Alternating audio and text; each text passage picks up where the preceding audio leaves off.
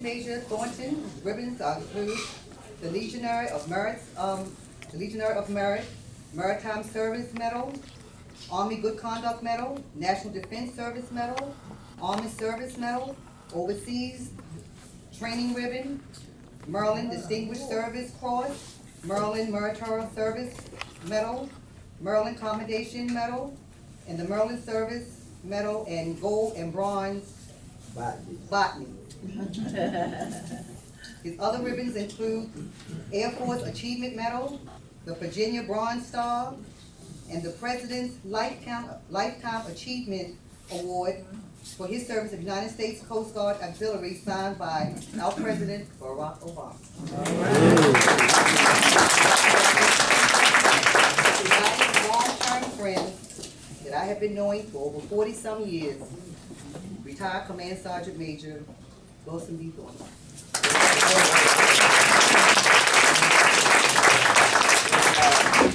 Linda asked me, can everybody hear me?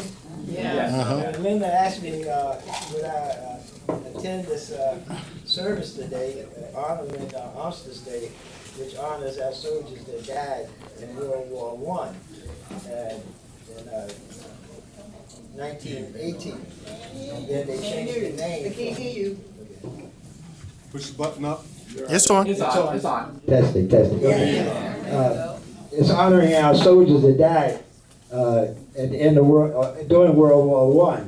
And when they came back, they decided to honor them by honoring the armistice that was signed with all our NATO allies, was NATO now, but our allies in Europe. And in 1954, they decided to change the name to Veterans Day, so that's how it became Veterans Day. I asked Linda what did she want me to talk about today, and she told me just talk about yourself. So what I'm going to do is just give you a brief about a black man in a segregated army. Wow. A young black man. It all started back in 1949. I'm aging myself, but I'm better. If you don't understand what I'm saying, I'll discuss it with you after I finish. But I was a young man hanging around the corners in Baltimore City, in East Baltimore, in 1949, or the latter part of 48 and 49. And two gentlemen drove up in a Jeep, in uniform, and asked a bunch of us hanging on the corner of Wolf and Edgar Street, did we want to join the reserves? But, and we didn't know what it was all about, so he said, look, we'll pay you $21 every 3 months. And remember, back in 1948, 49, that was a lot of money. It sounded good to us, so we said we'll take a crack at it. And but we thought we were going to the Reserve Center on Falls Way. Some of you old timers would know where it is. But when we went to where they directed us, it was the Richmond Market Armory on Howard and Middle Street. An armory for the colored troops. So we did join the Richmond Market Armory. It was an all-black unit. And when they were discussing the activities of the unit, they told us, look, you guys can drive those big trucks. Now, I don't even remember back in the day, along Linden Avenue, in that area was a milk dairy. Everybody knew where it was? It was a milk dairy. And the other building was the 5th Regiment Army. Now, in my day, that was way out in the country from East Baltimore. And they had a line of all those big army trucks on Linden Avenue. And the colored soldiers were driving those trucks. And that really got our attention. So we were jumping in and out the trucks and playing with them. We joined the Maryland National Guard. But we didn't know then that it was a segregated National Guard. When we saw all colored troops, we just thought it was the norm. And that was the way business was done in that day. But we joined, the first encampment that I went to was at Indiantown Gap, Pennsylvania. The second one, I'm a young boy, 16 years old. Not 17, because in that day, nobody asked you for ID. And the only ID that you could produce anyway would be a social security card if you had one. But nobody asked you for an ID, so we, the young men, we put our age up to join the National Guard. My second encampment was at Camp Pickett, Virginia. Everybody know what this? Anybody familiar with Blackstone, Virginia? All right, that's right. You remember Camp? You know Camp Pickett then? It's right outside the gate of Camp Pickett. We were at camp in 1950, and June of 1950, the Korean War broke out. Nobody had never heard of Korea before. It brought my unit back to the Richmond Market Armory on Howard and Middle Street, and enlisted 200 or 300 people that we had on the drill floor at one time. Everybody held their hand up at one time and said, "I do." When they asked you, "Do you swear to serve the U.S. government?" all that kind of stuff. From there, I went to Fort Eustis, Virginia, Transportation Center, U.S. Army, for basic training. After basic training, I went to a place called Fort Story, Virginia. And from Fort Story, Virginia, I went to Fort Bragg, North Carolina. And they had a big operation down there outside of Fayetteville, and Lillington, and some of those other Benson and Dunn, those other towns around Fort Bragg. A big operation called Southern Pine. After Southern Pine, we came back to Fort Eustis, Virginia, and they sent me to Fort Hood, Texas, Waco, Texas. There we hauled troops, we hauled other National Guard units to ports of embarkation. We were going to armories and taking those units to Beaumont, Texas, and other places to ports of embarkation where they were loading the boats and on the way to Germany or even to through the Panama Canal over to Korea.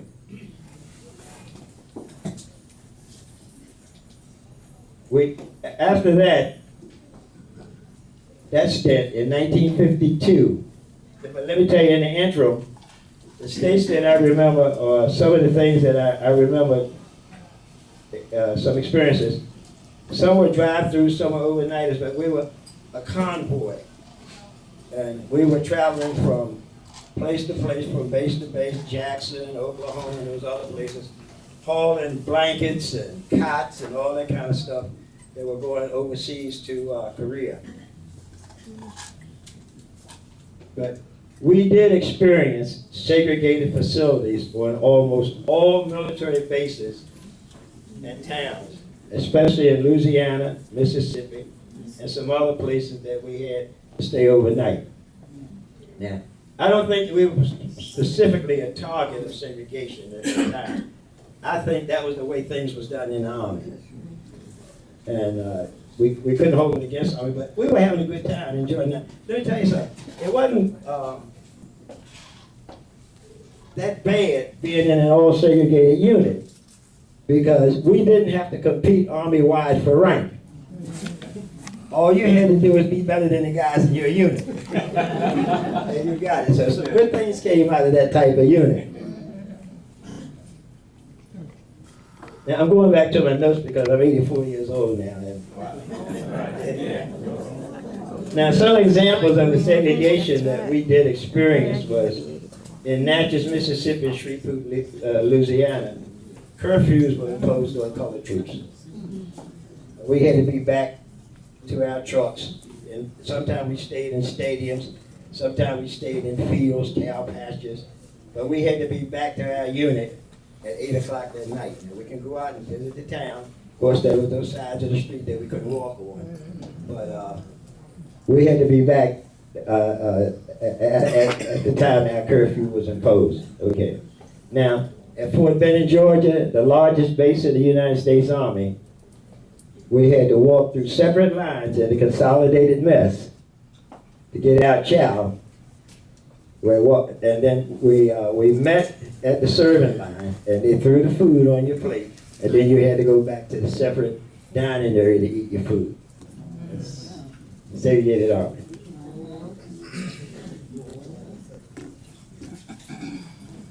In Fort Rucker, Alabama, we were not allowed to sit inside the post exchange to eat our ice cream. And we had to sit outside on the barracks while the other troops on base were able to sit inside the PX and enjoy their food or their ice cream. Ice cream was a big thing. Remember that little Dixie cup we used to get? Yeah. And a little spoon. And that's what we had. That's the way we had to enjoy our ice cream. Now, we were separated in May of 1952, and we were sent back to our state. And we was put close to 2 years in. But when we came back to Maryland, we didn't have a unit because my unit was still in Okinawa, which meant that the colored troops had no unit, no place to go. So anybody remember Jesse Pica from the Winchester Street Armory? He used to manage the Winchester Street Armory. We met in the McCullough Street Projects in Jesse Pica's living room as a National Guard unit because we did not have an armory. So in December of 1953, Jesse told us, he said, they finally have given us an armory. They gave us a building, a warehouse-looking building next to the firehouse on the corner of Betlow and Emerson Avenue. You know what that is? That was the armory for the colored troops. Okay. Now, we stayed there about 4 years. And in Uniontown Gap, Area 13, the general came out to visit the colored troops and said, we're going to build you boys your own armory. And they broke ground for the Winchester Street Armory on Bradish Avenue at Winchester Street. That was our armory. It was the Winchester Street Army. They later named it after Melvin Cade, who was the gym teacher at Douglas. Everybody remember him? Melvin Cade. So they named that armory after Melvin Cade, and it is now the Cade Armory. Now, the first integration that I experienced in the Maryland National Guard was at Cambridge, Maryland. Cambridge, Maryland. In 1963, they sent the 121st Engineers to Cambridge to do ride duty. And do you remember a fellow by the name of Rap Brown and Gloria Richardson were the activists in Cambridge, Maryland. And we're also having problems at Princess Anne, University of Maryland, at the same time. Now, duty at Cambridge wasn't bad either because we were separated. But the Elks home on Washington Street was a colored Elks home, and they took care of the colored troops. Every evening we had greens and cop greens and pig feet and all that kind of stuff. They said, being in a segregated unit really wasn't that bad. But General Gelston, who was the interim adjutant general at the time, flew into Cambridge, Maryland to talk to the two activists. And Gloria Richardson told the general, you might as well get on your plane and drive back to Baltimore, fly back to Baltimore. He said, what's the problem? She said, your National Guard is segregated. He said, what are you talking about? She said, you got black troops on this corner, white troops on that corner, black troops on this Jeep, white troops in this Jeep, black troops in those trucks, white troops in those trucks. You also got separate quarters. You see, you got the black troops sleeping in the elementary school behind the warehouses, and the white troops are up at the high school with a nice swimming pool and everything. So he turned around and asked the commander, he said, is that right? I was standing there. And the commander stuck his head down and said, yes, sir. He said, get this S-H-I-T straightened out right now. And within 10 minutes, we were integrated. We were integrated. My brother Leroy, that's my cousin Gloria over there. Yeah. Hold your hand up, Gloria. It's the first time. Her mother and my father, sisters and brothers. But anyway, my brother Leroy was assigned to the Choptank River Bridge coming into Cambridge. We had a black and a white in every Jeep, a black and a white in every truck, and a black and white on every corner. That was the first integration that I experienced in the Maryland National Guard. But they did not integrate the quarters. They left the colored troops, which we were enjoying, down at the elementary school behind the warehouses. As you go in Maryland Avenue, and then we had the white troops up at the high school. So they left that the same. It wasn't that bad. That was the first integration. Now,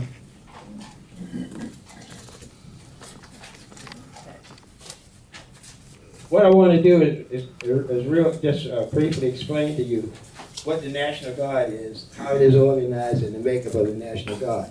Because when you see National Guard troops on the corners doing rides and doing the Pennsylvania Avenue thing, and especially during 1968 when we had to take over the city, and the National Guard had to take over the city because when they killed Martin Luther King, the city just went. Right. Anyway, the National Guard serves two masters: the federal government and the state government, the governor. And the federal government pays our salary. But when the federal government needs us, they can call us to go to active duty and perform whatever duty or they need us to do, and then send us back to the governor. The governor uses us for state emergencies. That's floods, riots, disasters, any type of disaster like that, and especially things like what happened back in 2015 in downtown Baltimore. The governor can call us just like that and put us on state active duty, and then the state pays us. But all of our training money and everything comes from the federal government. There's three entities in the National Guard, and all states are made up the same. We have our military department that controls both, and we have the Air National Guard and the Army National Guard.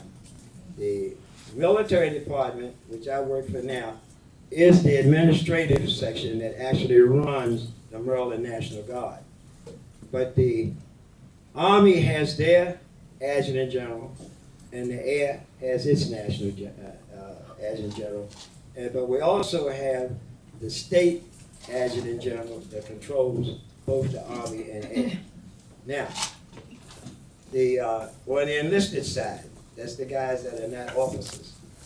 We have a top enlisted soldier, and that was my position until I retired, as the highest enlisted person in the state of Maryland, as a state Command Sgt. Major. That's the position I have.